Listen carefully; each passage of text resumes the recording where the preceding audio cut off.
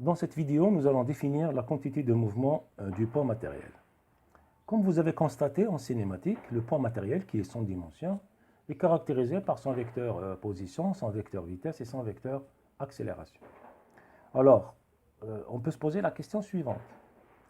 Comment peut-on savoir l'évolution dynamique du mobile? D'accord? Alors, d'abord, définissons la quantité de mouvement, P. Donc, la quantité de mouvement est définie de la manière suivante. On la définit comme étant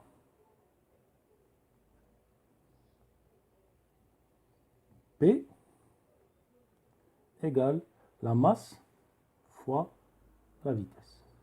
D'accord? Alors, l'unité, c'est des kilogrammes mètres seconde moins 1. Premièrement, la quantité de mouvement est un vecteur. D'accord? Donc, elle a une direction. Elle est caractérisée par le module, donc P égale M fois V. Et P en vecteur est toujours dans la même direction que V. Pourquoi? Parce que la masse M est toujours positive. D'accord?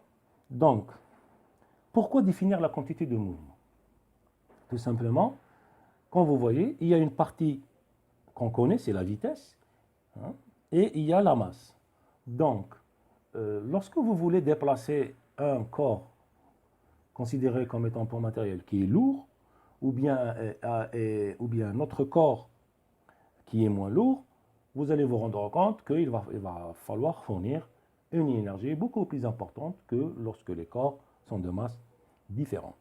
Donc, quelque part, plus la masse M est grande, plus le corps est difficilement amovible. Ce qui veut dire que quelque part la masse, elle représente un certain état, et cet état-là de lourdeur, hein, c'est-à-dire, est dit en physique, c'est un état d'inertie. D'accord? Supposons qu'on a un système physique formé de plusieurs points matériels, c'est-à-dire j'ai plusieurs masses. Alors, quelle est la quantité totale, la quantité de mouvement total de ce système? Dans le cas d'un système physique, alors P, c'est la somme de toutes les quantités de mouvement. Donc, ce sera M1, V1, plus M2,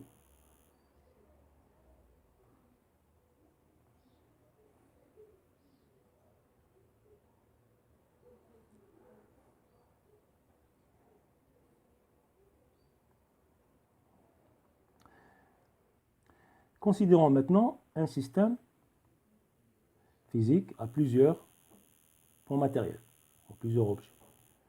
D'accord? Alors, c'est quoi la quantité de mouvement de ce système? Alors, si j'ai, par exemple, plusieurs particules ou bien plusieurs objets, la quantité de mouvement totale du système P, ça sera quoi? Ça sera P1 plus P2 plus P3 et ainsi de suite. D'accord? Je peux écrire aussi comme étant somme sur les PI, ou bien somme sur MI,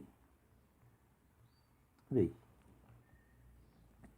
Donc ça, c'est la quantité du mouvement global du système. Considérons un système isolé.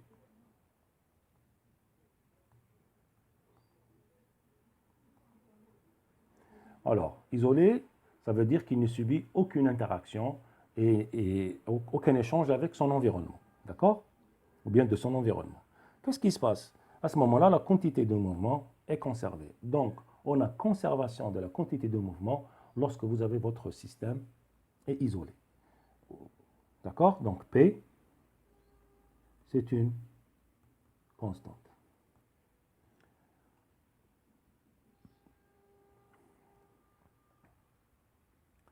Maintenant, considérons le cas de la particule libre. Supposons que j'ai un système constitué d'une seule particule. Donc, cette particule est libre, ça veut dire qu'elle est complètement isolée de son environnement. Elle ne subit rien du tout, aucune interaction. Alors cette particule va avoir elle aussi une quantité de mouvement constante. Supposons aussi que la masse de la particule est constante, c'est-à-dire qu'elle ne varie pas dans le temps. Cela veut dire que la vitesse aussi c'est une constante. Donc le mouvement de la particule libre est un mouvement uniforme. D'accord? Cette conséquence est très importante en physique. Cela veut dire que si la particule est libre, sa quantité de mouvement est constante, ou vice-versa.